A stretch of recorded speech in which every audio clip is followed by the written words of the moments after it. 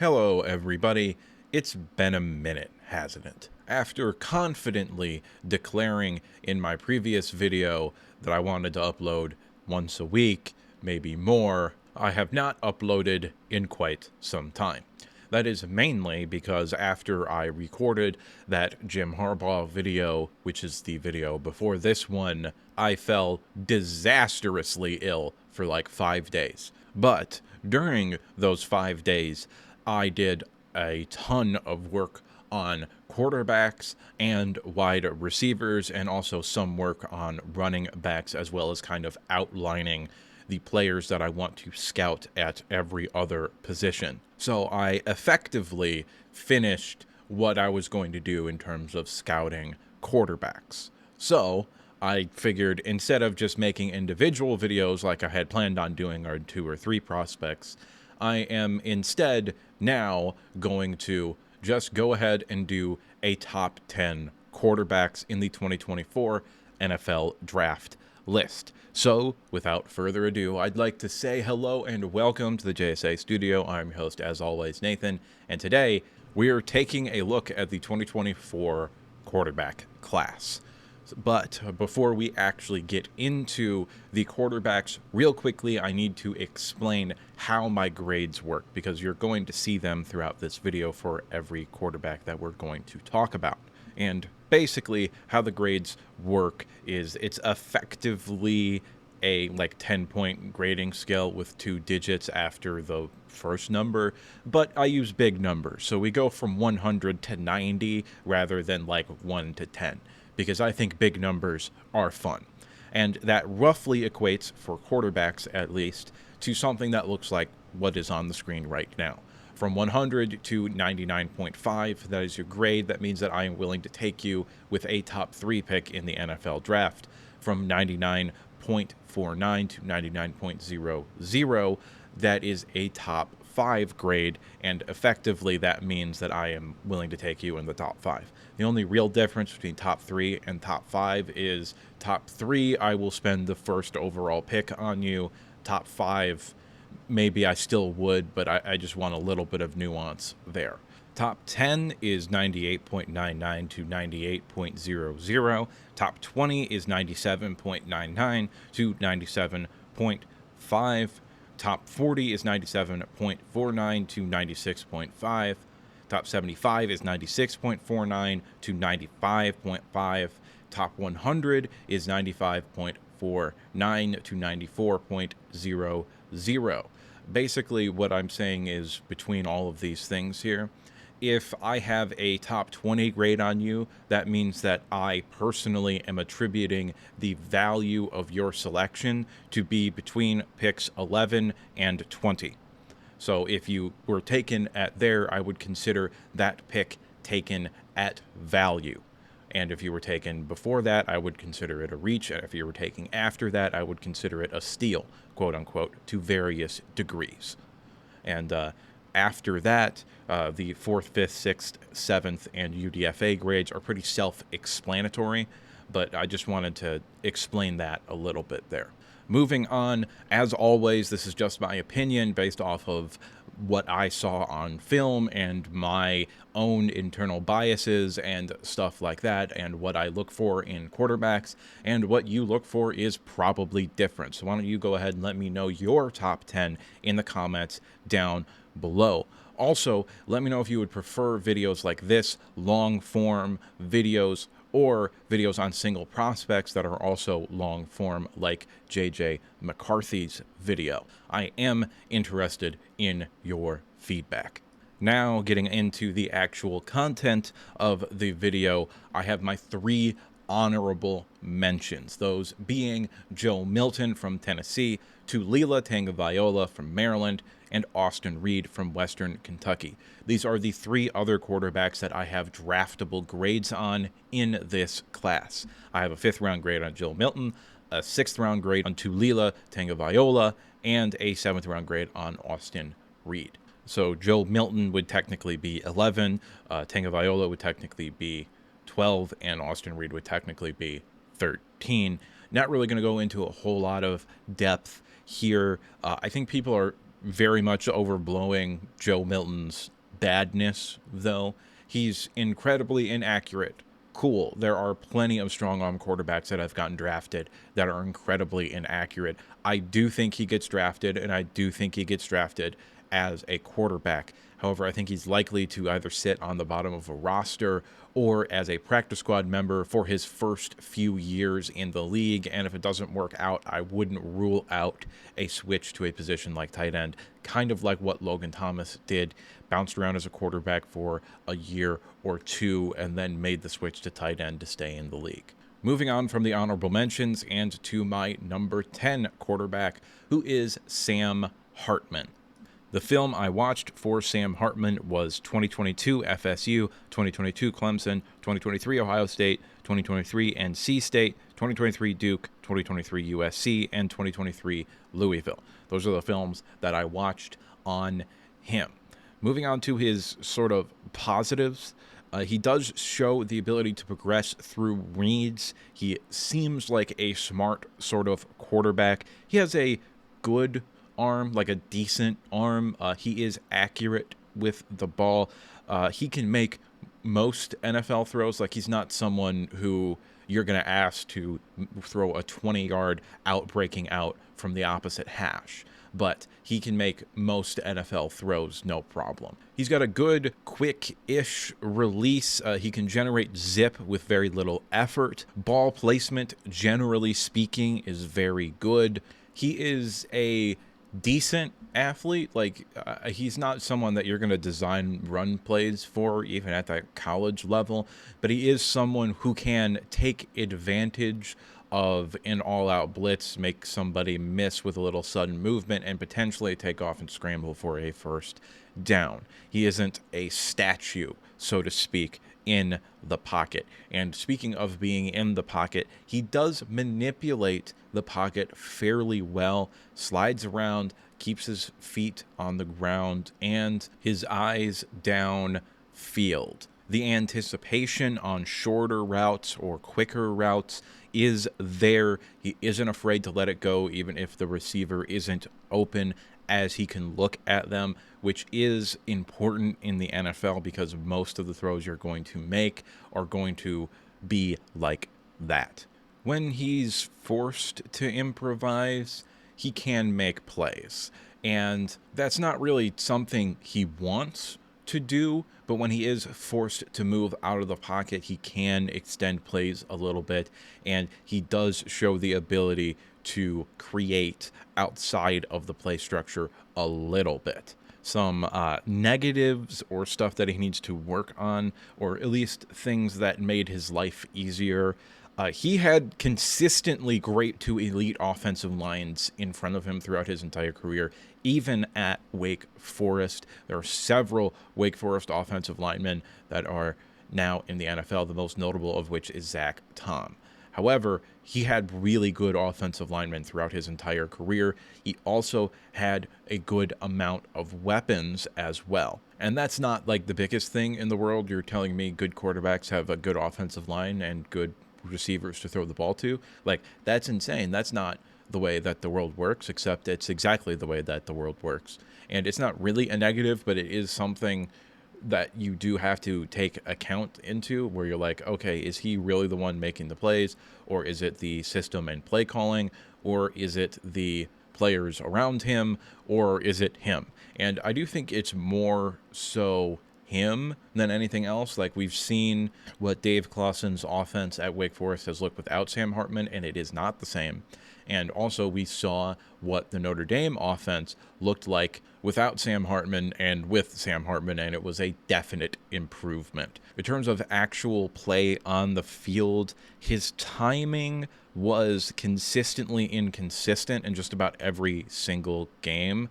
2022 Clemson was definitely his best film, and I honestly believe if he had gone out in last year's draft, like I believe he should have, I think he probably would have been a day 2 pick. And I don't believe that he's going to be a day 2 pick this year.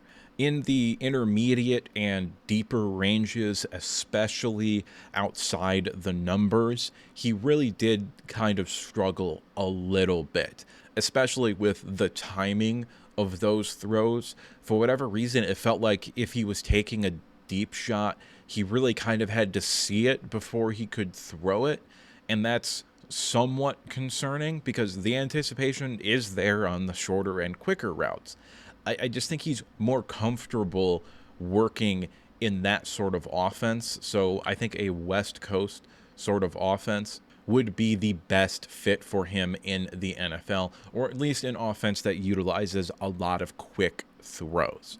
The last thing that I did notice on film, even though he doesn't like scrambling, unless it's a quick play, he does tend to hold the ball a little bit too long, in my opinion.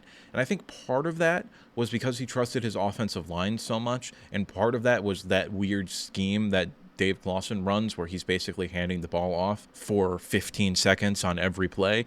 But even at Notre Dame, this was consistently a problem. His internal clock, I just think, is a little bit off, and I think that is going to potentially be a problem for him in the NFL, where he's going to have consistently less time to throw the football. Overall, I have a 5th-round grade on Sam Hartman. I do like him. I would be surprised if he wasn't in the league for a while. Like, I do think he will be able to make a career out of football as a backup and spot starter. My comp for him is Bailey Zappi. I do think that's a fair comparison. I think he's maybe a little bit more athletic than Billy Zappi, but overall, my grade is 92.22, which puts him 49th on my list of quarterbacks, just behind Clayton Thorson and just ahead of Luke Falk.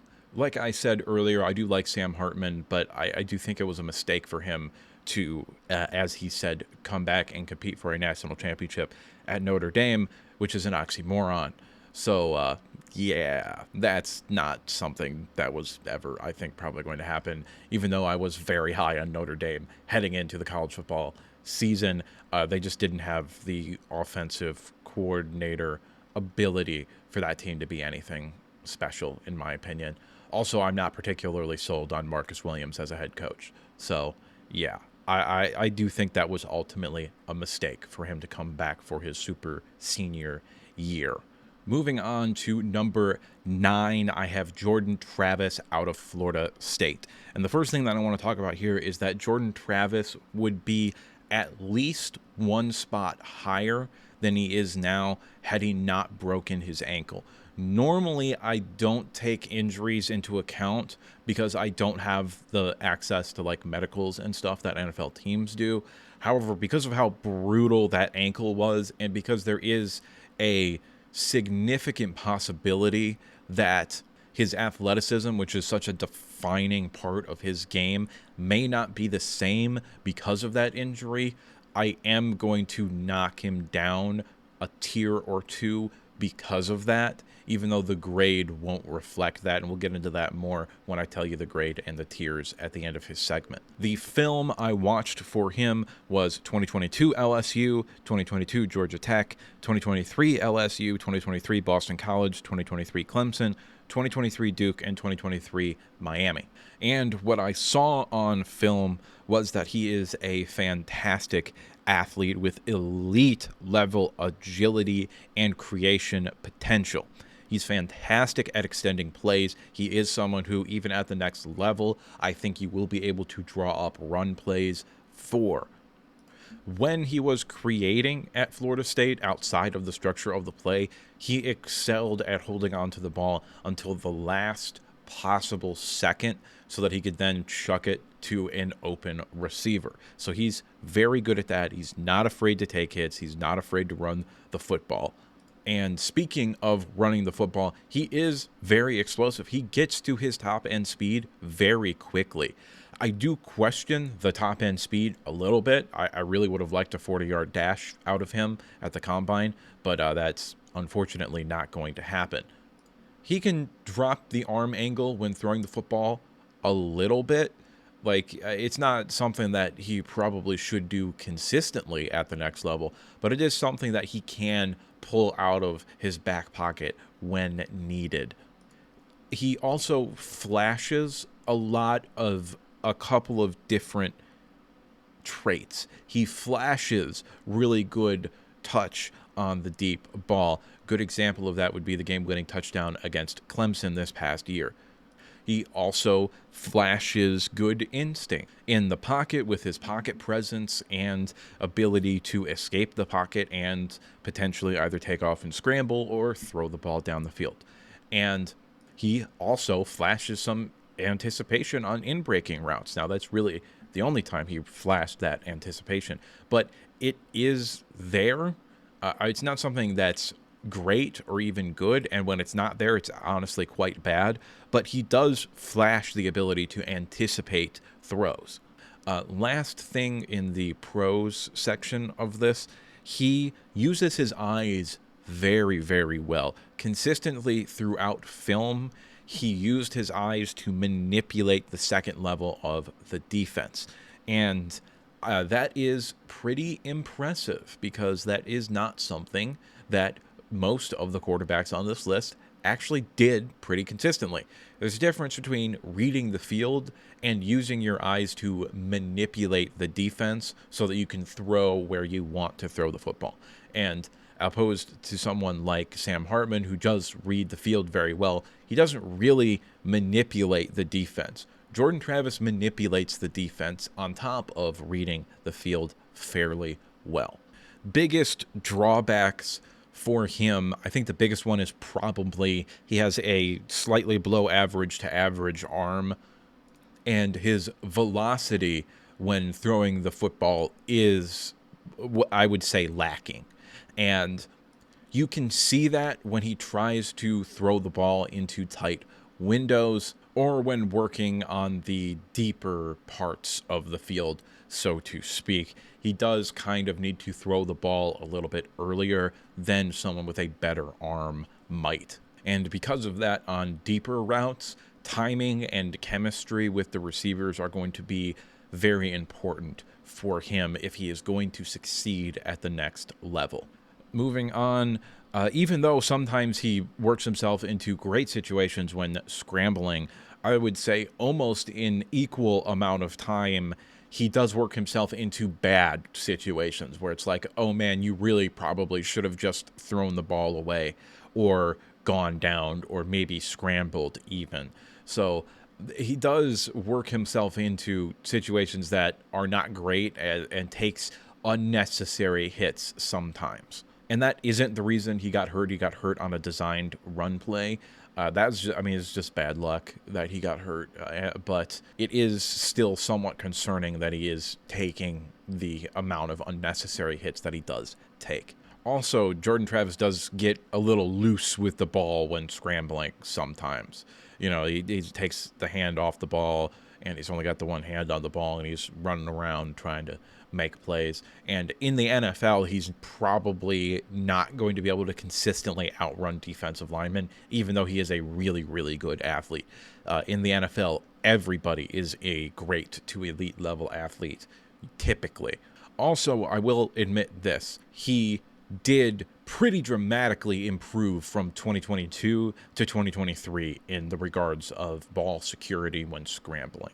It's still not great, but it is significantly better this past year than it was the previous year. As I touched on in the pros part of this video, he does flash the ability to anticipate throws. However, more often than not, the anticipation is lacking, and that is a big deal for me.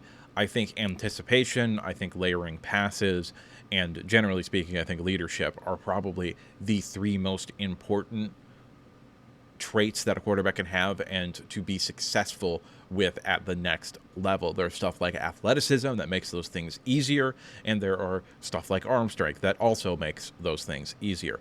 However, I think generally speaking, those are the foundational attributes that a great quarterback at the NFL has to have, and his anticipation just isn't there right now, in my opinion. He also does what I would refer to as a young quarterback thing, where when he's going to throw the football, he kind of cocks the arm and then throws it, double clutches it, however you want to talk about it, but he'll take his left hand off the football and pull it back a little bit, and then bring his left hand back to the football and then pull it back and actually throw it.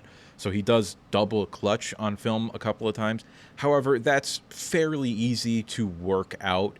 That is something that we've seen quarterbacks improve on in the NFL from college fairly consistently.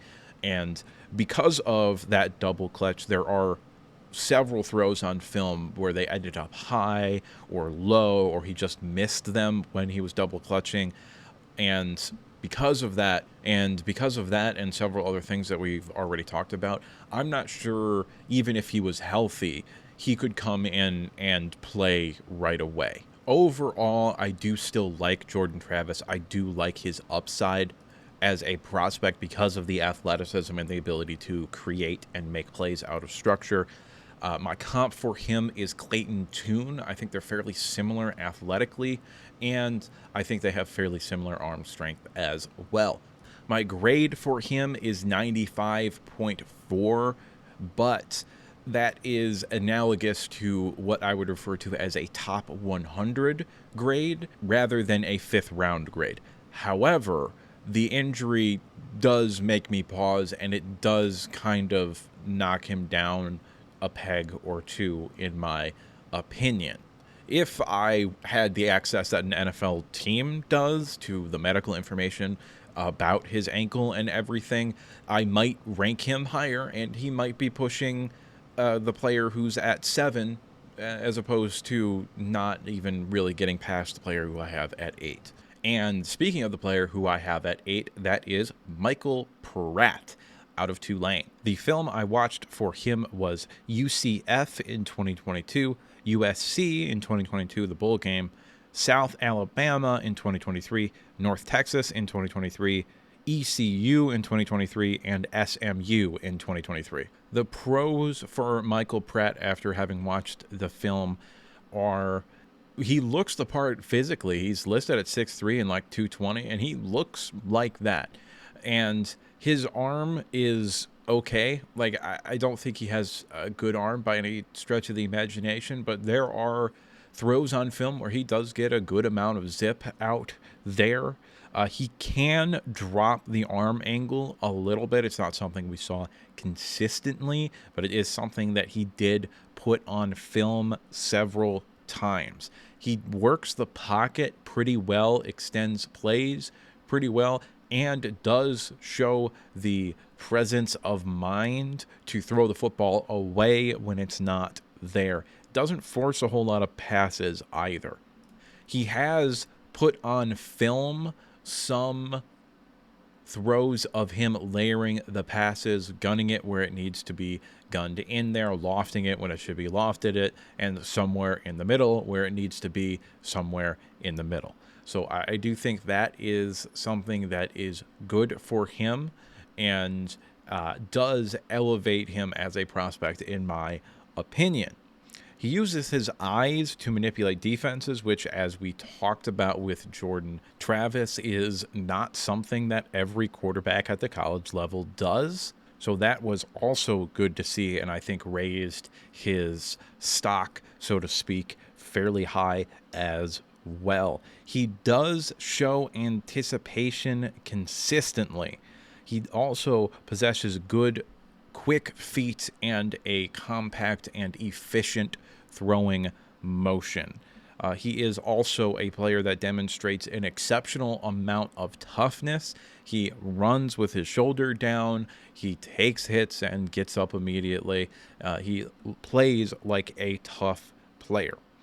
The negatives for Michael Pratt, for the NFL level, he does have what I would consider a lacking arm. It's not very good, and I don't believe he will particularly be able to push the ball downfield with any real sort of consistency at the next level. Also, I believe he will struggle to push the ball into tight windows as well. Release points and a little bit of upper body technique does need a little bit of work and cleaning up. That's something that I think a good quarterback coach will be able to clean up relatively quickly, though. But his release point is very inconsistent, and because of that, he is at times wildly inaccurate. Something on film that I noticed as well, when forced to roll out to his left and throw against his body, he was not nearly as good as when he was rolling out to his right and throwing on the move. So he's not someone that maybe will be able to make plays rolling out to his left as consistently as he would when rolling out to his right, and that is something that defenses can take advantage of fairly easily, even though he does have the ability to run around and create a little bit. Generally speaking, he is also a little stiff as an athlete. He's not very fluid sort of an athlete. He's a very stiff athlete. Passes consistently sail and sink, likely an issue for the release point. And it was worse in 2022 than it was in 2023. I will say that. He did get better in that regard. He was more consistently accurate in 2023. However, he's still fairly inaccurate. However, that's not really something that can't be fixed. I do think that he is someone, if he is given the correct amount of coaching by a good coach, that he will be able to improve upon those things. Field vision and processing from within the pocket is a little bit underwhelming at times because of inconsistency, but that's not unexpected for a college quarterback. But B, sometimes he just misses a lot of throws and mistimes a lot of throws and just doesn't see things very well consistently. He was a really weird prospect to watch on film because at times you'd be seeing him manipulate the defenses and he's throwing darts and he's precision accurate, and other times he's throwing a ball like 5 yards behind a guy running an in-breaking route, and I don't really know why. He's just remarkably inconsistent. Last thing is that he is not someone that at the next level is going to be considered an athlete that is good for the position anymore. He can move around. He's not a statue, so to speak, but I would not consider him in the modern NFL what equates to a good athlete for the quarterback position. Overall, I do still like him. I think he's got a career at the next level. My comp for him is Desmond Ridder, but with a worse arm. Desmond Ridder actually has pretty okay arm talent and arm strength, and Michael Pratt does not. But I think athletically speaking, they're pretty similar as well. Desmond Ridder is not that great of an athlete. My grade for him is 93.70, which will place him 46th on my all-time grades list. And my tier for him is the 4th round. I think he's got a pretty good chance to stick around in the NFL as a backup quarterback. I don't necessarily see starter upside with him, but I do think he is someone that will be capable of coming in and being a spot starter or finishing out a game if necessary. Moving on to number 7, I have Bo Nix. The film I watched for Bo Nix was Washington 2022, Utah 2022, Texas Tech 2023, Colorado 2023, both Washington games in 2023, and Liberty in 2023. And he is already on my list of guys that, assuming I have time, I need to go back and look at even more film for him, because, man, I didn't get it. And I don't really know why I didn't get it when I looked at the film a little bit closer, because when I watched Bo Nix throughout this year, because he was in several big games with Oregon this year, I really liked him. Like, I thought this kid's like, maybe he's not a first rounder, but he's an early second rounder. But I didn't get that kind of vibe or even look out of him very much watching these films when I went back and looked at them a little bit closer. And what I saw on film, for the positives, we'll start there, was that he was a really good athlete. Like, he's a really good athlete. And people don't give him the credit for being a really good athlete. Like, he burned defenses on scramble drills all the time, and he picked up first downs and got like 20 yards. He's a good athlete. He's probably not someone you're going to draw up run plays for at the next level, but he's also someone that they're going to have to game plan for his scrambling ability as well. So he's not someone that you can just blitz foolhardily. Like, he can make a guy miss and then take off and do some serious damage. I will also say that there was a incredible jump in his game from 2022 to 2023. He really improved from 2022 to 2023. In 2022, he felt like a quarterback that was operating a system at a high level. In 2023, he felt like a high-level quarterback. In 2023 as well, you started to see him throw on the move a little bit more, and he can make off-platform throws and still be accurate, and relatively consistently accurate as well. I do think his accuracy is a little bit overrated, mainly because his completion percentage is dramatically overrated because of how many screens that Oregon ran. They run a ton of screens. They run so many screens. I swear to God, 1 out of every 3 pass plays is a screen. However, when he was asked to run a more traditional sort of look from a play design standpoint, he did it pretty well. He read the field efficiently, he got through his reads, and delivered the ball on time a lot.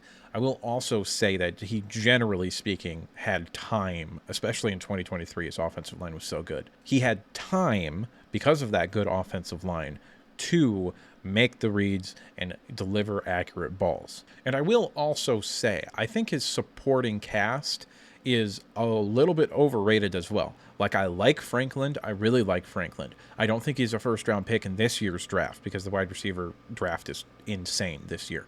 But I do like Franklin quite a bit as an early second-round kind of guy.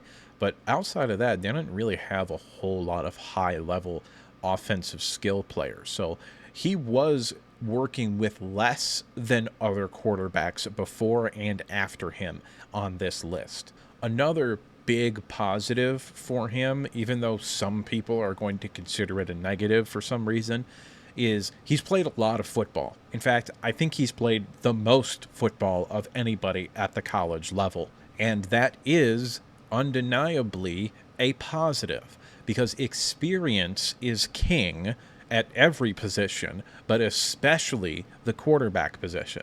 Like, I think Bo Nix is a relatively safe prospect.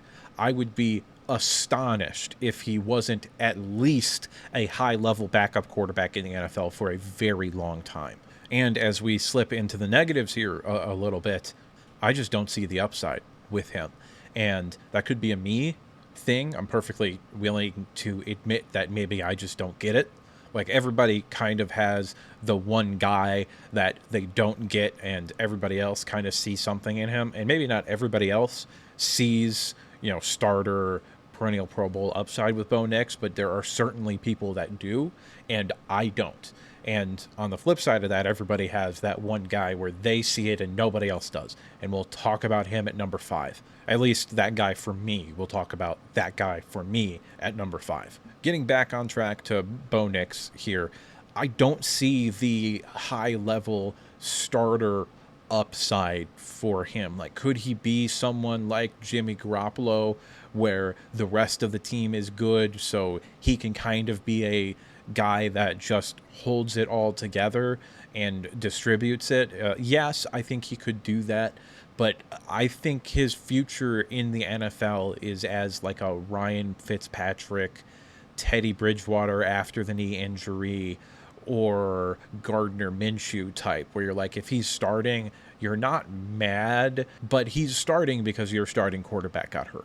Getting into specifics, despite inability to make off-platform and sidearm, different arm angle sort of throws, I would not describe him as having better than a average to below average NFL arm.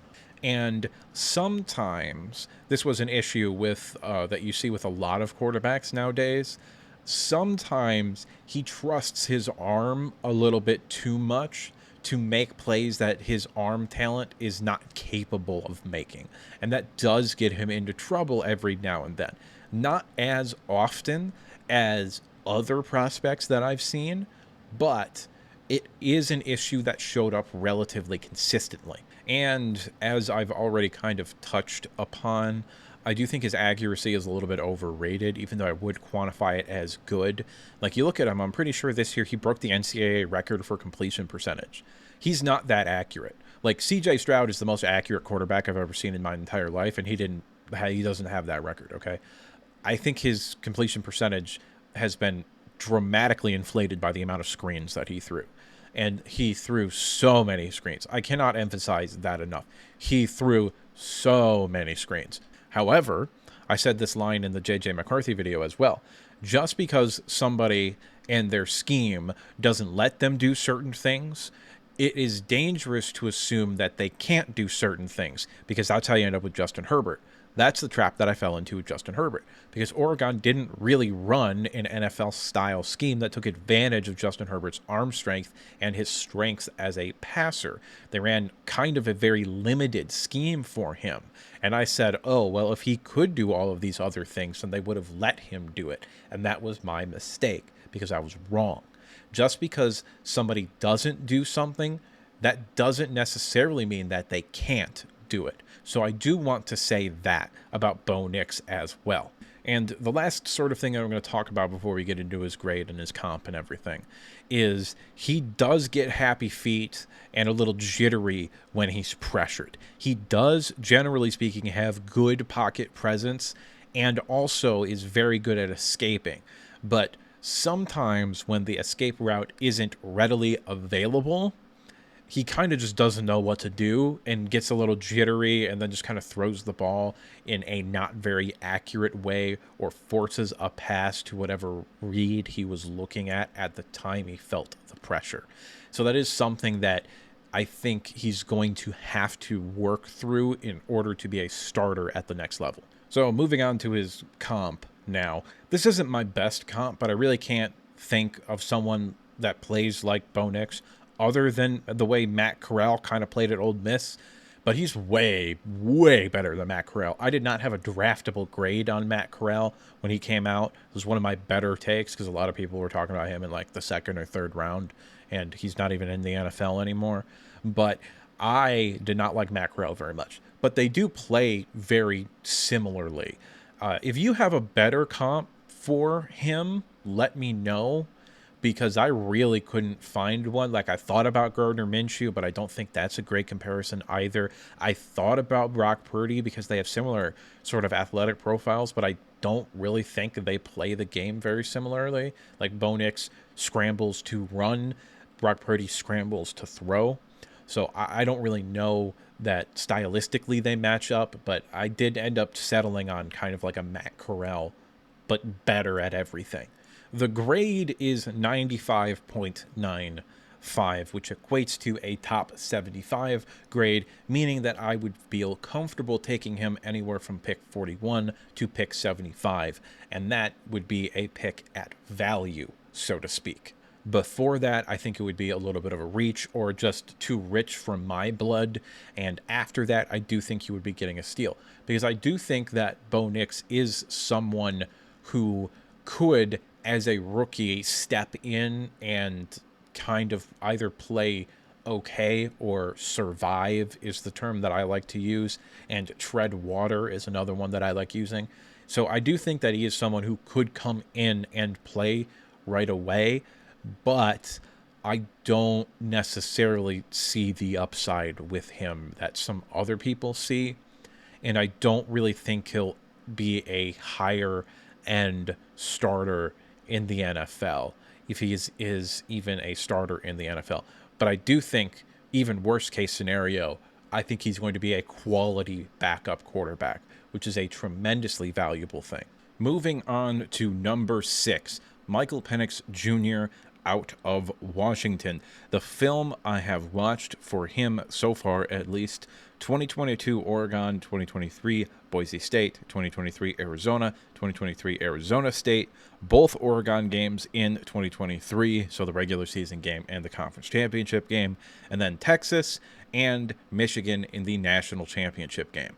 Moving on to the pros of his game. He has a good to great arm that generates easy velocity and zip. Dives the ball into small windows very well, including and especially up the seam. That seems to be where he is most comfortable, is working in the deeper third of the football field. He has a inconsistent but generally quick and efficient throwing motion that he can drop down to some different angles when needed. Although I will say that the drop in velocity and accuracy when doing that is noticeable. As I kind of touched upon earlier, his best trait is his deep ball accuracy. He very, very, very rarely missed deep throws. Obviously, there's the famous example of him missing Rome Odunze in the national championship game against Michigan, which would have been a walk-in touchdown. And more than just very rarely missing the throws, the amount of perfect throws that he had on film in the deeper third of the game is probably the highest of any quarterback in this draft class. So that is to say, he has the most reps of perfectly placed deep balls of anybody in this class. So because of that, I think his scheme fit is going to be on a more deep threat sort of oriented offense. Not to say that he isn't good in the intermediate or short areas or in the quick game. He is good there, but his elite trait is his deep ball accuracy. Another trait that he has, which is not something that a lot of quarterbacks in this class have, and that's that he's bona fidely clutch. There were at least 4 games in his career where he went on game-winning drives and won the game. When the chips were down and his team needed him to play his best, generally speaking, he played his best. And really, outside of the Michigan game, when he was going up against an all-time great defense, he really delivered in pretty much all of those scenarios. He is a better mover than people give him credit for. Now, he's not going to be someone that you're going to design run plays for at the next level, and he's really probably not even going to be someone that scrambles a whole lot or that defenses are particularly worried about him scrambling as a threat. However, he's not a statue, and there have been people that have tried to portray him like that. He can move around, and if necessary, he could probably scramble, and if the gap is big enough, pick up like 8 to 12 yards fairly easily.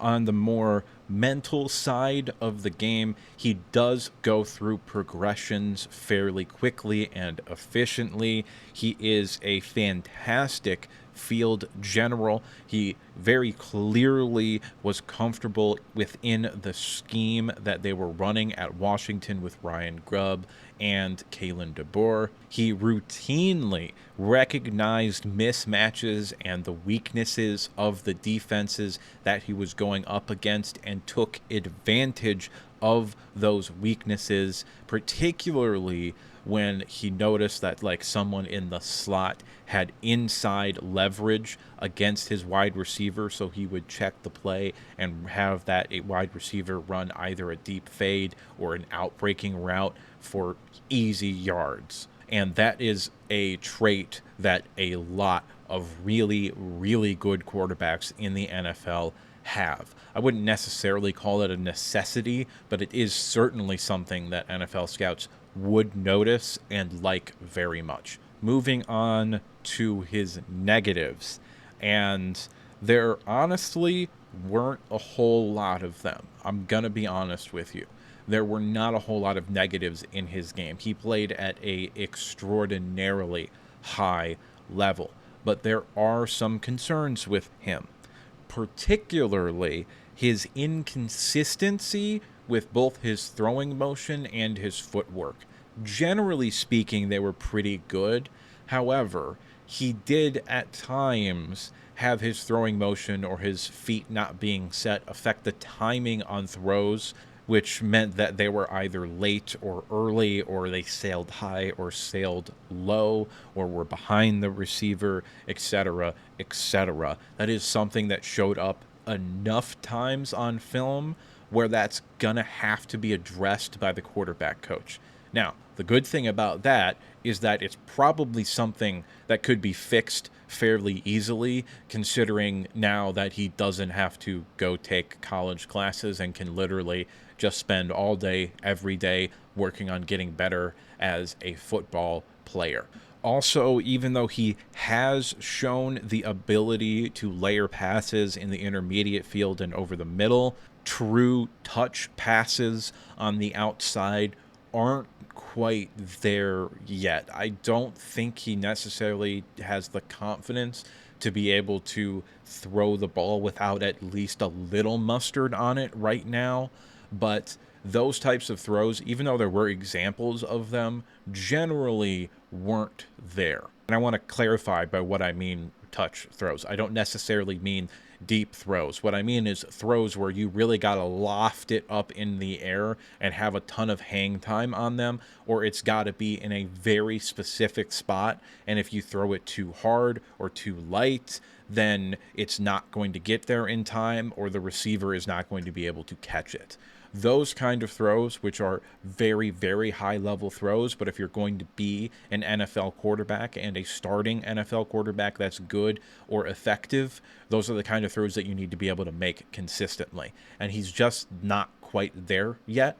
I do think that it is something with more time to be able to get more reps in that he will get better at, though. Another thing is when he's under pressure, he really kind of does become a significantly worse quarterback. A lot of the footwork and arm angle / throwing motion sort of stuff that I've mentioned earlier on in this sort of negatives portion of his breakdown here, a lot of that stuff really only showed up when he was under pressure, specifically with the footwork. The footwork was generally really, really good unless he was under pressure. And it wasn't just when there was an extra blitzer who's coming free and he's either got to make him miss or get the ball off really quickly and it just wasn't accurate. It was like we're rushing 4 and the pocket kind of gets like they get a little bit push against the offensive line. Like Michigan really did not pressure him a whole lot. They had 1 sack and he really never had to move around all that much in the pocket. But Michigan was pushing the pocket and he was forced to kind of manipulate it a little bit, and he was just completely off of his game that day. Last thing to mention in the negatives, which isn't a negative to me so much, that's his age. Like, I don't really care that he was a 6-year college player and that he's 24 and going to turn 25. I don't care. It really does not bother me. The quarterback position, especially for him, who does not rely on his athleticism to be an effective quarterback at all. And the quarterback position is not a position where, like, once you hit 32 and lose all your athleticism, all of a sudden you stop becoming an effective player. I'm not concerned about the age really at all. And having the experience that he does, which when you factor in injuries and everything, roughly equates to a 4-year starter as opposed to a 6-year player. As I mentioned with Bo Nix, I see that as a positive, not a negative. The last thing that I'm going to mention is the injury history that he has. And I'm going to be honest with you, I did dock him like a half of a round, quote unquote, grade because of the injury history. We've had 2 years of him now being a starting quarterback and not injured, so I'm not particularly worried about it, but that is something that NFL teams are talking about, and I do believe is pushing him down the board a little bit. And more so than that, I don't have access to his medical history, so I don't know if it's, there's structural damage to his knee and it's gonna become a problem, or if he's perfectly clean and it doesn't matter. I just don't know. I don't have access to that sort of information, so I am going to knock him a little bit for that. Now, I know that you see the comp on the screen right now, and we're going to talk about that, but I want to start with his tier and his grade. Obviously, 96.48, that's only 2 off of being a top 40 grade. So I am really close, on seeing first round sort of stuff from Michael Penix. And if he went in the back end of the first round to a team like trading up to get him from the early second round, or just to a team that maybe already has a quarterback who's getting a little bit older or whatever, I could absolutely see that happening. But because I don't have access to the medical information, which we just talked about, I did knock him down. So I do think his grade would probably be somewhere right around 97.00 as opposed to 96.48, which would put him pretty solidly into that top 40 camp that I was talking about. But again, because of the injury history and the fact that I don't have access to all that sort of stuff, I do push him down the board just a little bit. But if he was taken in the first round, it would not surprise me at all. The comp for him is Jared Goff. And obviously, Jared Goff is not as good of an athlete as Michael Penix. Michael Penix can move around and he can do things. However, Jared Goff and him, I think, both have good to great arms at the NFL level, and they both absolutely collapse when faced with any tiny amount of pressure. And that's pretty much why I went with Jared Goff, because I do think that there are a fair amount of similarities between their two games and their arm strength and arm talent and stuff like that. So that's where that comp comes from. Okay, moving on to number 5. This one's probably going to ruffle some feathers, so to speak. However, I just want to preface this. Everybody, every year, has the one guy where they see it and nobody else does. Spencer Rattler is that guy for me. So I perfectly understand that he's not going to get drafted where I'm going to grade him. I know that. I understand that. But I am higher on Spencer Rattler than most people. And because kind of I am putting my neck out on the line here a little bit with this take, I am going to make his own dedicated breakdown video, kind of like the JJ McCarthy video. I don't know if it'll be an hour and a half long or not, but that is what I'm planning on doing for him. And because of that, I'm not really going to spend a whole lot of time here talking about him. I'm not even going to put up highlights of him. Basically, the pros, he has borderline elite arm strength and arm talent. He played very, very well with abysmal offensive lines at South Carolina. His cons is his decision-making and overall football IQ, which is something that we will talk about in the breakdown. My comp for him is Brock Purdy. My grade is 97.40, the tier being top 40. Basically, I would be comfortable taking Spencer Rattler in the back end of the first round. He is not someone that I would feel comfortable playing right away. I would need to go out and sign a bridged quarterback, or if hypothetically a team like the Jets were to somehow trade back into the first round, even though they don't have a second pick, and you let his ass sit behind Aaron Rodgers for a year or two, that would be the ideal scenario for him. I'm not delusional about this. I don't think he's going to come in and be as good as Brock Purdy or as anybody else. I am just very high on his upside and the ability for him to hit that upside. Number 4, JJ McCarthy. Okay, so I've already done an hour and a half long breakdown on JJ McCarthy. If you want to watch that video, I will link it right here, okay? But basically, the gist of that video was he's a phenomenal athlete, and I know for a fact his off-the-field leadership and on-the-field leadership are going to be traits that the NFL values very, very highly. Overall, he is an elite-level athlete for the quarterback position.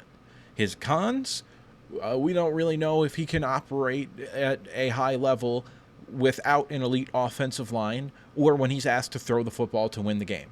We don't really know a whole lot about him, like at all. And anybody telling you otherwise is not someone whose opinion you should listen to, okay? Because yes, Michigan did run a quote-unquote NFL-style offense. However, he was not particularly asked to make a whole lot of very difficult throws. And Michigan very, very, very rarely ever asked him to throw the ball further than 20 yards down the field. And even more rarely did they ever ask him to throw a true deep shot.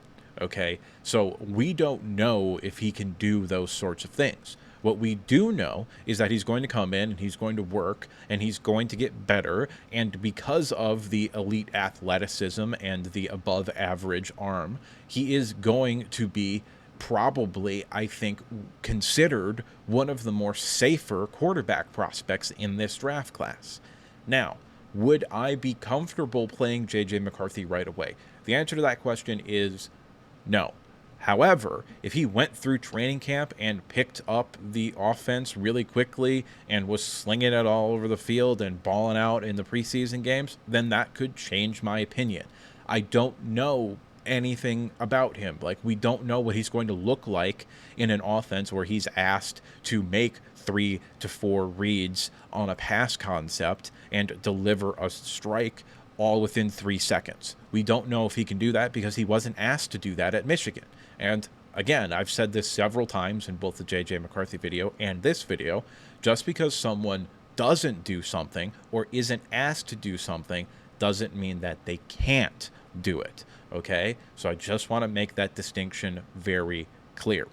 The last thing I want to talk about is, like, half of the comments on the J.J. McCarthy video were about me saying that JJ does not have elite arm talent, okay? And I just want to say, on the record, again, you are clinically insane if you think JJ McCarthy has elite or even great arm talent.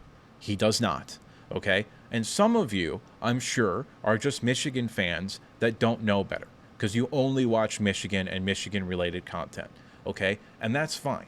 And if that's the case, go watch a couple of highlights of Caleb Williams and Drake May, or Josh Allen, Justin Herbert at the college level, even if you want to go back and do that, okay? The difference is striking, okay? J.J. McCarthy does not have an arm like that. And just because you want to show me highlights of him throwing the ball 40 yards down the field fairly accurately does not mean he has great arm strength.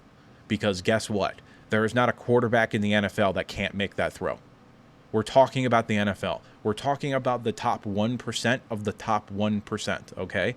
So just because he could throw the ball 50 yards from his knees doesn't mean that he has great arm talent at the NFL level, which, by the way, also he probably couldn't throw the ball 50 yards from his knees either. And by the way, for the Michigan fans that are going to bitch about this, I am a Michigan fan. I forgot to mention the film that I watched for him because I did a whole video where I break down like 9 games of his.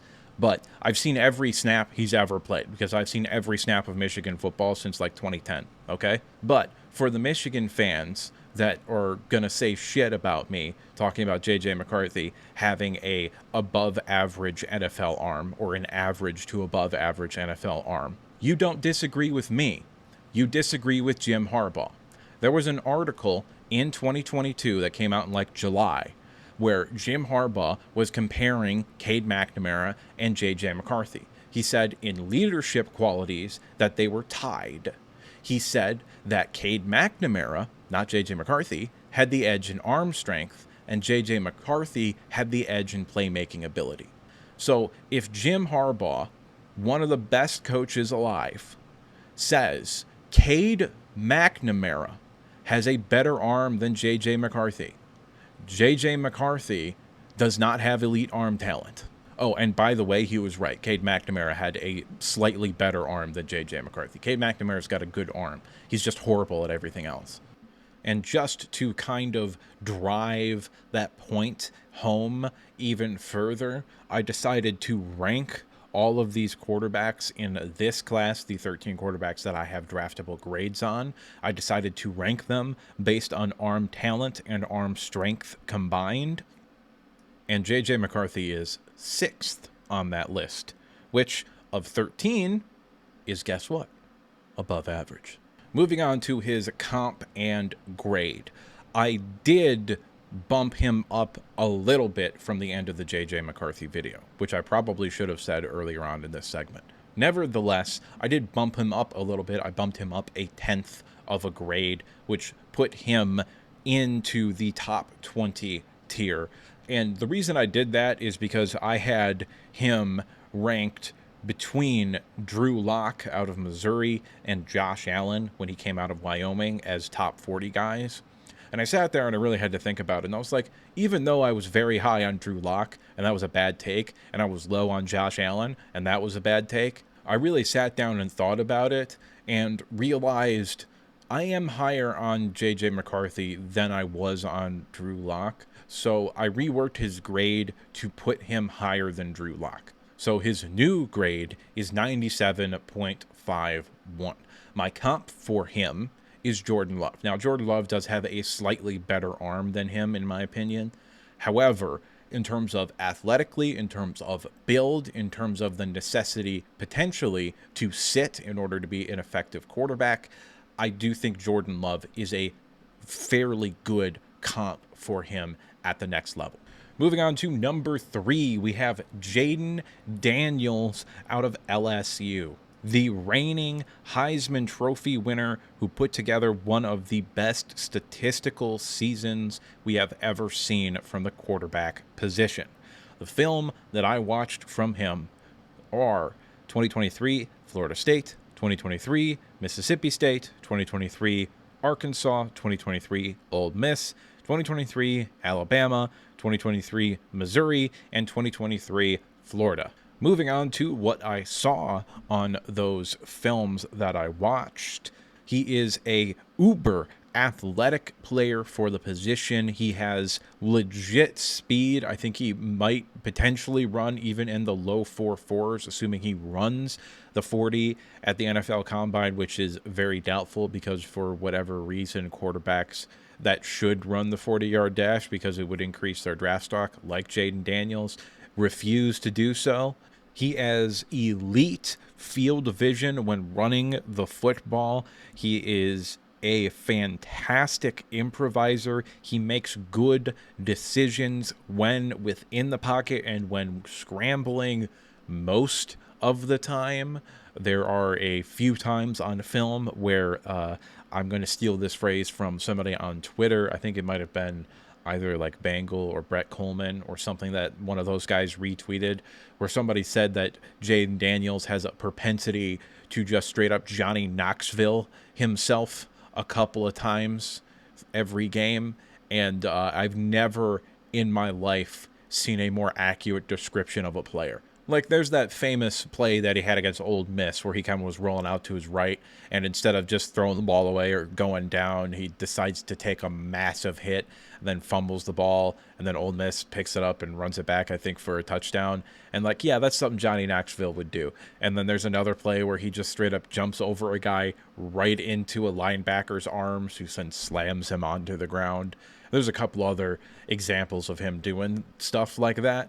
But generally, when he's not deciding he's Johnny Knoxville, he makes really, really good decisions about when to go down and when to go out of bounds and with what to do with the football when throwing.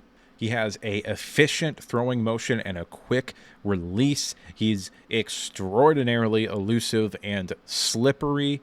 If he was a running back, I would say that he was slippery, so to speak, because he's not really like a slasher. He's not breaking tackles with power, but people do kind of just fall off of him when they try to tackle him with, like a dive tackle or just their arms or something like that. Okay, I've gushed enough about his athletic ability. Let's talk about him throwing the football here. He is not afraid to trust his wide receivers. Now, that's pretty good when you have two wide receivers who have top 20 grades on in Brian Thomas and Malik Nabers. However, that trust is not something that every quarterback, even with elite weapons, has. And in the NFL, you have, obviously, NFL caliber players at the wide receiver position, even if they might be bad compared to NFL caliber defensive backs. So trusting your receivers to make plays is a trait that you look for in quarterbacks. But beyond just his trust in his wide receivers' ability, he reads the field pretty well. Like, he goes through reads. They ran a system where he was asked to read the field consistently, and the whole field too, not just a half field or one or two reads and then take off and run. No, he was asked to read the field quite a bit. He uses his eyes to manipulate coverages, which is also not a trait that every quarterback coming out has.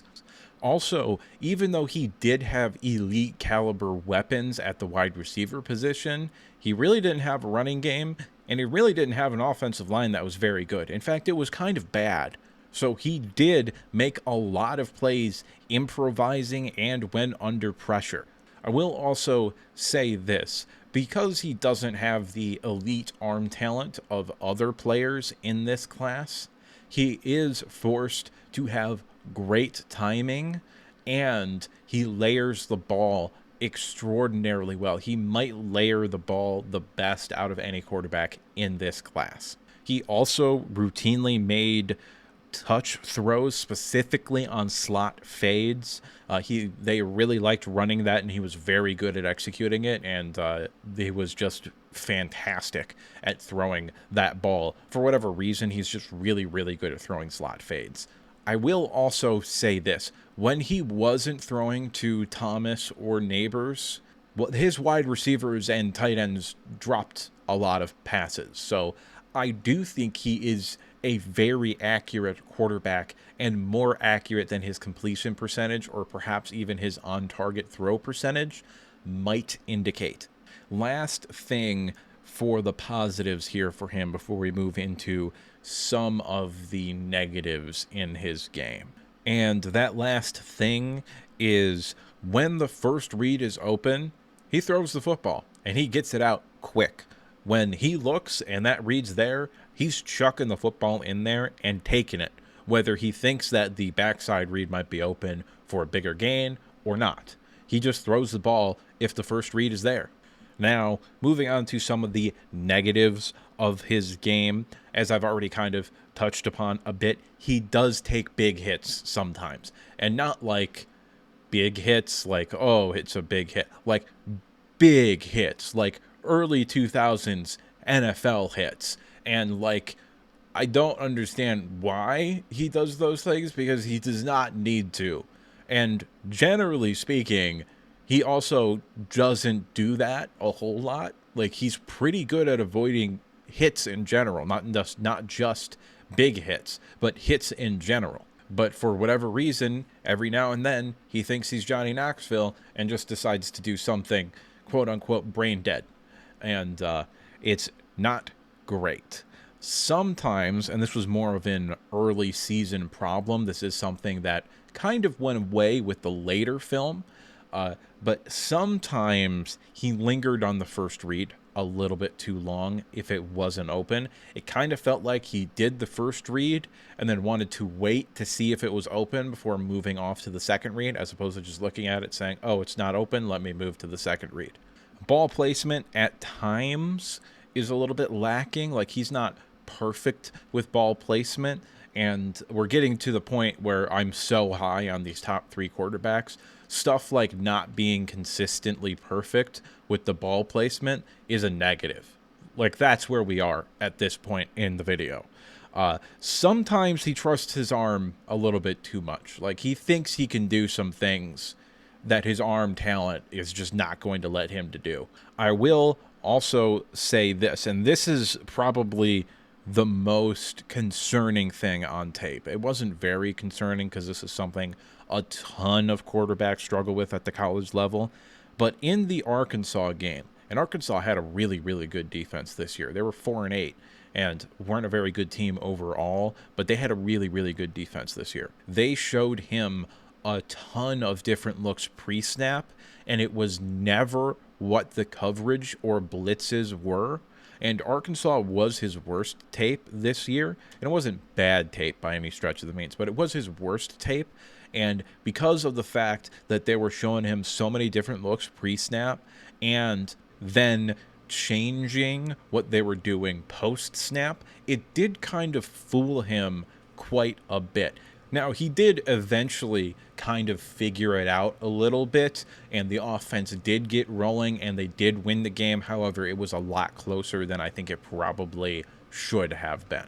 Another thing, which is a problem with a lot of quarterbacks that are scrambling around and improvising a whole lot, he does get a little bit loose or lax with the ball protection sometimes when he's scrambling. In fact, not sometimes, a lot of the times when he's scrambling to throw as opposed to scrambling to run. Also, another thing that I saw a couple of times on film, sometimes he just doesn't set his feet and then just throws the ball for no reason. Like, he's got a clean pocket, and then he just, like, doesn't set his feet and just throws the ball with his back foot stepping in the air for no reason. And that's just a couple of things where I don't really know what's going on there, but that's something that a quarterback coach will be able to hopefully knock out of him pretty early on in the process. Moving on to his grade and his comp and his tier, my comp for him, I'm going Justin Fields. And the only reason I'm going Justin Fields is because everybody else is going Lamar Jackson, and I get it. I genuinely get it. Physically, they're almost the same exact build, from Louisville or a younger Lamar Jackson to a Jaden Daniels. I will also say this. I don't think Jaden Daniels has the frame to put on weight like Lamar Jackson has put on weight in the NFL. And I will also say, I think Jaden Daniels is far, far more advanced than either Justin Fields or Lamar Jackson was as a passer coming out into the NFL. My grade for him is 99.03, which on my all-time quarterback grades list puts him at 9th, just ahead of Deshaun Watson when he came out of Clemson, and just behind Lamar Jackson when he came out of Louisville. Which, by the way, Lamar Jackson being at the time a top 1 quarterback that I'd ever scouted, legitimately, in 2018, he was the highest quarterback that I ever scouted. Now, I'd only had grades for 3 years, but he was the best quarterback that I had seen to that point, was one of the best takes I've ever had in my entire life. I was begging the Browns to take him with the first pick, and they didn't. They took Baker Mayfield. Baker Mayfield's okay, but, like, Lamar Jackson's won 2 MVPs. Grade, top 5, and really, I would take him with the first pick in a heartbeat. Now, I do think there are 2 quarterbacks that are better than him in this draft class, but if they weren't in this draft class, I would be perfectly fine taking him with the first pick of the draft. Even if I was the Bears and Justin Fields was my quarterback, I would still probably be looking to trade Justin Fields and then draft Jaden Daniels. Moving on to my number 2 quarterback of this class, and that is Drake May out of North Carolina. The film I watched on him, 2023 South Carolina, 2023 Minnesota, 2023 Pittsburgh, 2023 Miami, Florida, 2023 Virginia, and 2023 Clemson. And what did I see on that film that I watched? Well, positives speaking, he has elite arm strength. I would categorize it as elite arm strength and good to great arm talent. And I don't know if I've actually defined what I mean by arm strength versus talent. Basically, arm strength is how much mustard you can put on the ball, and arm talent is like, can you do it when you're changing the arm angles? Is your arm elastic enough, etc., etc. That's basically the difference between arm talent and arm strength, at least how I use them. So overall, I would say that he has great to elite overall arm talent and arm strength combined. On film, it is quite evident that he is very, very accurate and has good to great anticipatory skills when throwing the football. He does not need to see someone be open in order to throw the football.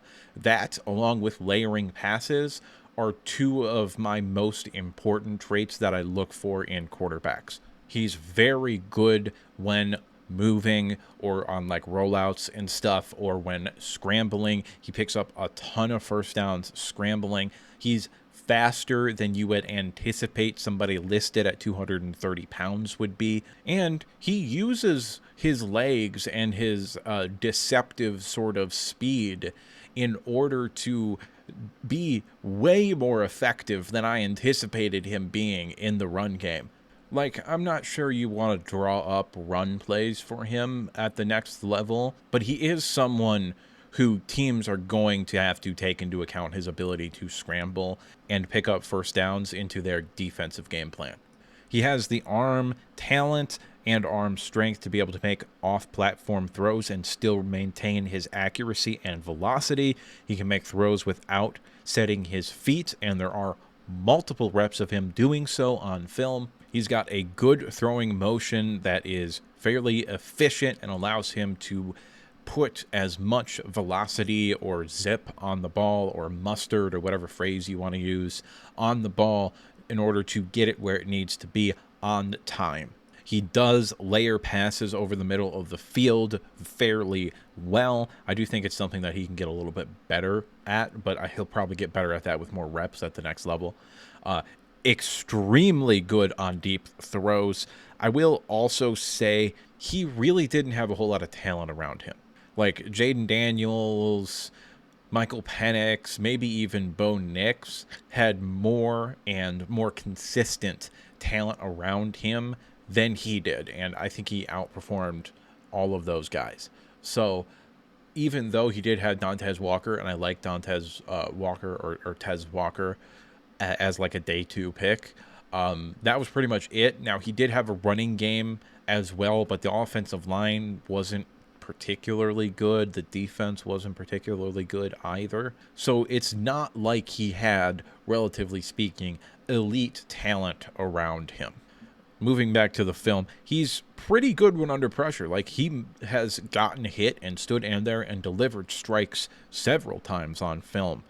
He uses his legs better than I anticipated, and even when he isn't scrambling to scramble, when he's scrambling to throw, he doesn't really get angsty inside the pocket, or when he's doing that, or when he's escaping, and he's generally a pretty calm and collected quarterback.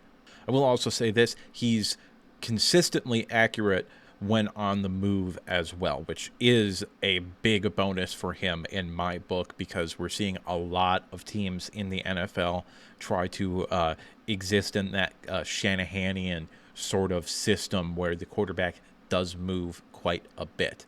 Moving on to his negatives, sometimes, and this is usually 1 or 2 times a game, usually, he kind of just gets in a mood and he's like, I'm just going to fucking chuck it. And that is not great. I think that could be looked at as a symptom of him thinking that he has to play so well in order for the team to win. We call that sort of hero ball, so to speak, and we'll talk about that with the number 1 quarterback a bit more. But he does kind of slip into that a little bit. And I will also say this, sometimes it works out, but he does have a little bit of that, like, Matthew Stafford, Brett Favre sort of, I'm just going to chuck it and hope for the best sort of in him. Also, and this was a problem several times in film, sometimes I think this is a system, I will say this, I think this is a symptom of his lack of trust in his offensive line, but sometimes he runs into sacks. And by sometimes, I mean all the time. Towards the beginning of this season, and also I think probably in 2022 as well, he wasn't great under pressure, but he got significantly better in that regard, largely because he was under pressure a whole lot this year. But he got significantly better under pressure as the season went on, to the point where I actually thought he was pretty good under pressure towards the end of the season. His overall accuracy, I will also say, is very inconsistent. Sometimes he's perfectly accurate and he's on, and other times he couldn't hit water if he fell out of a boat. And that game against Virginia, man, oh man, if that film didn't exist, I think we would be talking about Drake May maybe competing with Caleb Williams a little bit more than we are right now. I think it's pretty clear that, by the way, spoiler, Caleb Williams is number 1. I didn't mean to spoil that, but I don't care enough to go back and edit that out. Nevertheless, he does flat out miss a lot of passes, and that's quite evident in the Virginia game. Like, he missed 4 or 5 walk-in touchdowns in that game. And if he hits one of them, they win instead of lose. And that game's on him, as far as I'm concerned. I think that game was on him. I think he was the reason they lost that game. And his subpar play was the reason that they lost the game. So if that film didn't exist, then I think we would be talking about him in a little bit of a higher regard. Like, most people have him as QB2. There are a couple of insane people on Twitter that have other quarterbacks at QB2, but I sure as shit don't have him as anything lower than QB2, and I do think that there is a little bit of a gap between him and Jayden Daniels. Last thing I will say, he has the arm to make every throw, but he thinks that he can make any throw. And that's a little bit of a problem. That gets him in trouble with interceptions and dangerous passes that he really shouldn't make. Now, I do think a good offensive system and a good quarterback coach will be able to rein that in a little bit, but it is something that came out consistently on film. Moving on to the comp, the grade, and the tier. The comp for him is Justin Herbert. I think physically and as a player, that's a pretty good comparison. There's a little bit of Josh Allen in him, but physically he's got that sort of body frame of a Justin Herbert rather than a Josh Allen. So I went with Justin Herbert, even though maybe gameplay-wise, Josh Allen is a little bit of a closer comparison.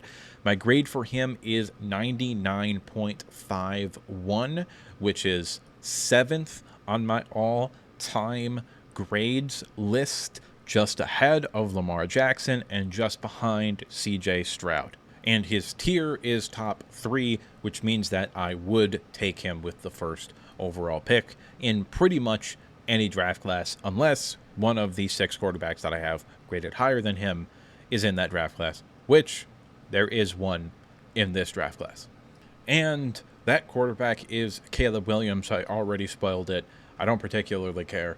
Caleb Williams is number 1 quarterback in the class. Anybody saying otherwise is lying to you, or too stupid for you to listen to their opinion. Films that I looked at of Caleb Williams: 2022 Notre Dame, 2023 San Jose State, 2023 Nevada, 2023 Stanford, 2023 Arizona State, 2023 Arizona, and 2023 Notre Dame. And what did I see on that film? Well, I saw elite arm talent, elite arm strength. He is capable of making throws from multiple arm angles with zip and velocity. He's very accurate. He layers passes. He can make throws without having his feet set. Does some shit I've never seen quarterbacks do when running around and making plays. He has maybe the best pocket awareness I've ever seen from a quarterback at any level. Mentally, he recognizes what the defense is trying to do pre-snap and post-snap very, very well. He destroys blitzes by either being able to evade the free blitzer or throwing the football into the blitz. He recognizes them very well and then just destroys them. Like, don't blitz against him, except for you can't leave him all day to throw the football because he's really good when he's not under pressure. So, like, you have to blitz him, but then he destroys the blitzes, and it's like this infinite loop of just elite quarterback play out of Caleb Williams.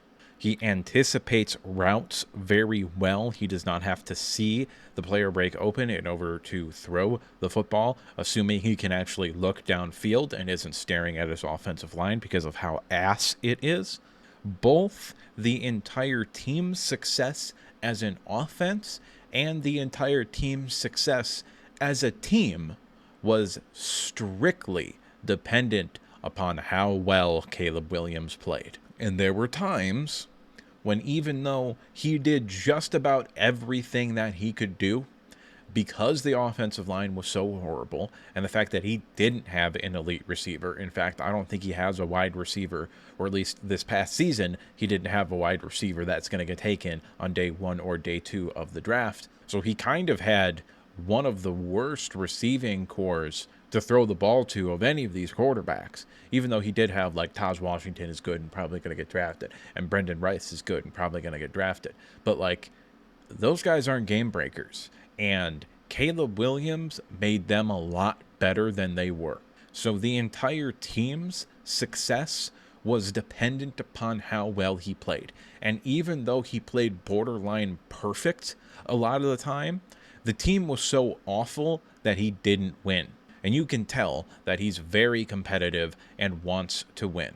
He goes through multiple reads quickly and efficiently. He has fantastic athleticism and could definitely be a running threat at the next level, both scrambling to run, scrambling to throw, and on designed running plays. Last sort of thing that I'm going to talk about here is there are multiple examples of him running down the field to block for his running backs or wide receivers. And that is something that I love to see out of him. Like, I love the fact that he was willing to do that, even though perhaps at the next level you might tell him not to do that because you don't want him to get hurt blocking somebody. But I like that he is willing to do that for his teammates. But let's be real. Everybody knows that Caleb Williams is really, really, really good. They know he's a playmaker. They know he can make people miss. They know he has a special arm. Everybody knows this. However, there are several criticisms of him that I do not believe to be legitimate, and there are several criticisms of him and his play on the field that I do believe are legitimate. So let's start with the legitimate concerns / criticisms. And those are that he did have an elite offensive play caller and offensive game planner and designer in Lincoln Riley. We've basically never seen a Lincoln Riley quarterback have a bad season. However, his two quarterbacks that he's put into the NFL that have won the Heisman, of which Caleb Williams is going to be in the NFL, and he has won the Heisman, both have multiple Pro Bowl selections. So I don't necessarily think that that is going to be a concern, quote unquote. The fact that he did have elite play calling, because Kyler Murray and Baker Mayfield have both been very good at the pro level, and I fully expect Caleb Williams to be very good at the pro level. Another legitimate concern or criticism of him is that sometimes he does too much with the arm angles and stuff like that. It's like he's trying to be incredible and get a highlight instead of just being good enough. And that is something that shows up a couple of times on film. What is a greater problem than that, in my opinion, is the fact that pretty much every game this year, on almost 100% of his meaningful snaps in games, he was playing hero ball. And in my opinion, that was largely because he had to in order for USC to be in basically any football game. Another last little thing, sometimes he's a little bit loose with the ball when he's running around and he's just got it in his right hand still in the throwing motion and he's just kind of sprinting around. And you'd like him to either have two hands in the ball or for him to tuck it, but he was so good and so fast and running away from everybody that it didn't particularly matter. But it is something that is going to be harped upon a little bit at the next level. Moving on to the unlegitimate concerns / criticisms of him, okay? Number one, people want to call him a diva and all that shit and say that he's immature because he's painting his nails, and we'll talk about the nails with something else a little bit more later on. But with the nails where he had like "fuck Utah" written on them or something like that, I don't remember. That was a 2022 thing and Utah won the game, and it wasn't generally a good look, I'll give you that. But I really don't care. Like, players talk shit and do stuff like that all the time. If he had written that on a piece of tape and then put the tape on his helmet, nobody would have given a fuck. Literally nobody. Like, he just would have said "fuck Utah" and would have been like, "oh, good fun banner." But because he painted it on his nails, all of a sudden that's a problem now. And people try to roast him on Twitter because he was crying like in his mom's arm or his girlfriend's arms or something like that after a game. First off, you did that, you're an asshole. Like, that's just plain and simple. You're just an asshole. There's no way around it. And probably also a bad person. The kid talked about in his Heisman Trophy acceptance speech about how he wasn't good enough even to win the Heisman because he couldn't take his team to the playoffs. And like the other three quarterbacks were in the playoffs that year. And he was like, "Oh yeah, I won the Heisman, but you guys get to go to the playoffs." He really, really wanted to win. And he won a lot in high school, presumably, and he won a lot his first year at Oklahoma, and he won a lot his second year at USC. So this year, when he didn't win a whole lot, it was tough for him, and I don't blame him for being emotional about it or stuff like that. I think that's a good thing. The fact that he does want to win a whole lot and isn't afraid to show emotion. Generally speaking, I think that's a good thing. Now, could it potentially spiral into something that's a bad thing? Yes, but I have no track record for that with him. And people talk about the immaturity and all that other stuff where, like, he has said some things in the media and done some other things where you're like, okay, yeah, that was a little bit immature. Cool. Do you want to know who is maybe the most immature player in the NFL right now? Patrick Mahomes. This man, Patrick Mahomes, literally went up to Josh Allen and told him to his face he did not deserve to win the football game against him, and the refs gave him the fucking win. And then went on a goddamn 2-year-old toddler temper tantrum on the media after the game because he didn't like the call. If that's not immature, I don't know what the fuck is. Okay? And guess what? Patrick Mahomes is the best player I have ever seen play football. If you think I give a fuck if he's throwing a temper tantrum, I don't care. And I think Caleb Williams has that kind of upside. Legitimately, okay? So if he's that good, I don't give a fuck if he's throwing a temper tantrum and is immature. I do not care at all. Like, I cannot stress that enough. I do not care. And getting into a thing on topic, I don't want to dive too much into it, but there was a whole thing with Cole Beasley and a couple of other NFL players about painting nails. That was just straight up homophobia. Like, there's no other way to look at it. It was just straight up homophobia. Like, Cole Beasley tweeted out, I don't know what you're trying to say by painting your nails, but that only says one thing to me. Like, shut the fuck up, dog. You were a mediocre football player at best, and Caleb Williams is light years better than you. Not that that delegitimizes your opinion in any way, shape, or form. What delegitimizes your opinion is the fact that you're an asshole and don't like gay people.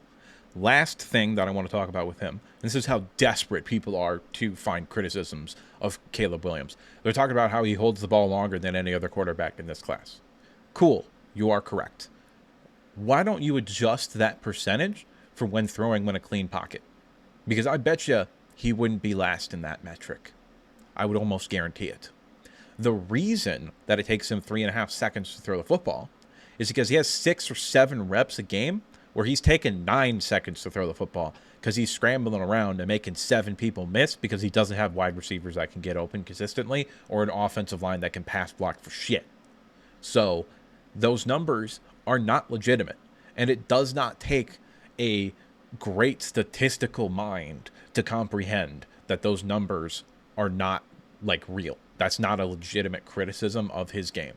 Moving on to his comp, grade, and tier. Obviously, everybody wants to compare him to Patrick Mahomes. Okay, cool. Yeah, I get it. The arm talent, the arm angles, the running around. Cool. I don't see that. I think he has a better arm than Russell Wilson, who is my comp for him. But play style wise, I think he's closer to Russell Wilson than he is Patrick Mahomes.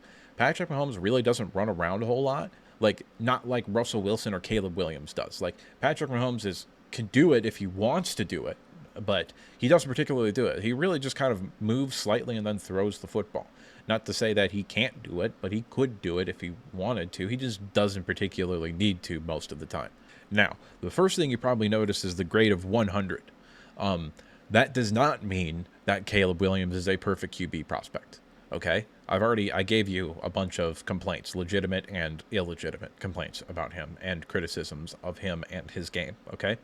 He's not a perfect prospect. Perfect prospect does not exist. What he is the best quarterback prospect I have scouted. And that's not very far back into time. Like, we're going back to 2016, and that's it. Okay? So no Andrew Luck, no Peyton Manning, no nobody. Okay, so I didn't scout them. I was barely cognitive when Peyton Manning was coming out, and I was a freshman in high school in 2012. So yeah, no, I didn't scout back then. And also, like, the first 2 years of me scouting, I didn't create grades, so I had to, like, retroactively go back to 2016 and 2017 and give those players grades. So even then, those grades are not necessarily untainted via bias. But Caleb Williams is the best quarterback I have ever scouted.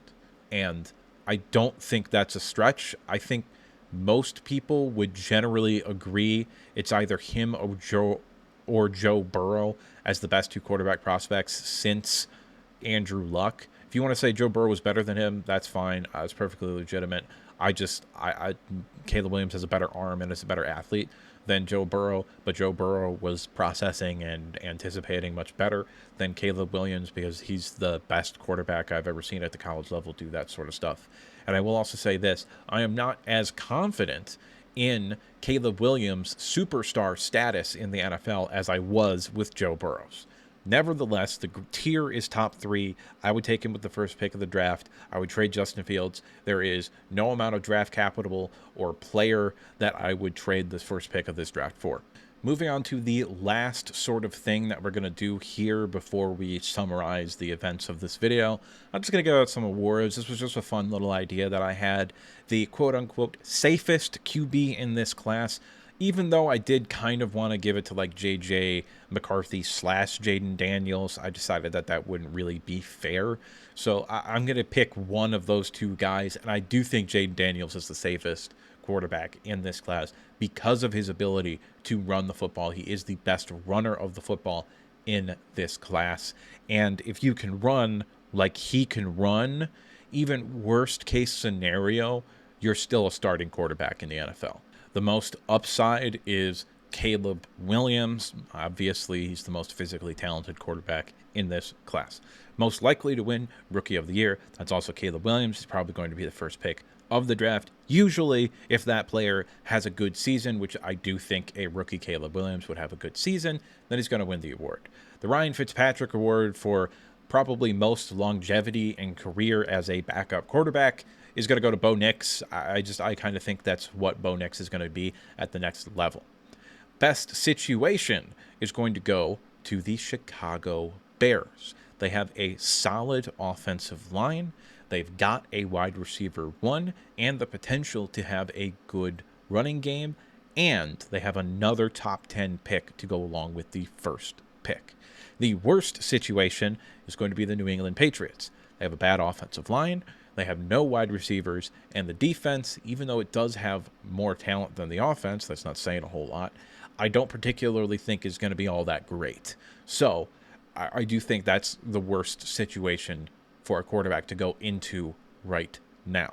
The best team to sit for, I was really torn between Denver and Minnesota. Ultimately, I decided Denver simply because I do like Sean Payton more as a coach than I do Kevin O'Connell. And my surprise QB team, specifically in the first round, the Los Angeles Rams.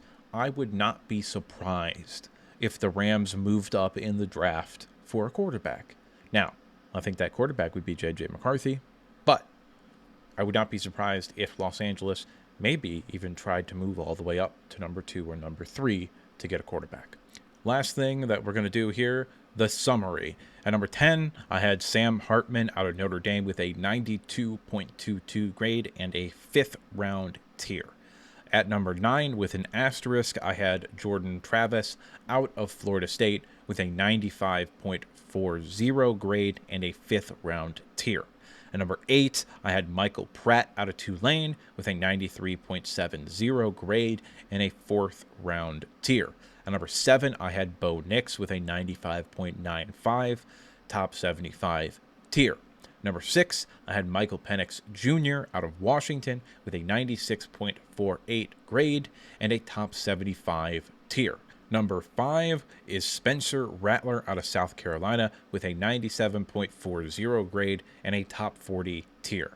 Number 4, J.J. McCarthy out of Michigan with a 97.51 grade and a top 20 tier. At number 3, Jayden Daniels, LSU, a 99.03 grade and a top 5 tier.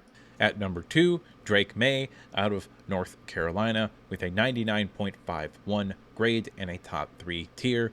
And number 1, Caleb Williams out of USC with a 100 grade and a top 3 tier. And it's at this point that I would like to thank you for watching this video and remind you to like the video if you liked it, subscribe if you want to see more content like this, and if you disagreed with me at any point, or you just have something to say, go ahead and leave a comment down in the comment section below. Let's just remember to keep it civil. After all, what do I know? I'm just some asshole on the internet giving you his opinion. And now, with the outro out of the way, there's only one thing left to say, and that's that I'll see you next time.